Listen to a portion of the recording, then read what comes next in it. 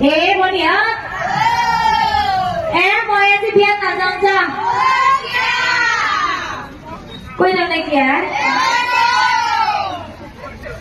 বাপ্পাৰ ককাৰ কি হাঁহি দেখছা ককাম আপনার গাড়ি কিনে কিন্তু আপনার প্রশ্নও লাগা হচ্ছে কিসে মই আজি নাযাওঁ যা কে জানা আমার জেঠিমা লিখি আছো আমার জেঠিমা ডাঙা লিখি আছে বলছি নহয়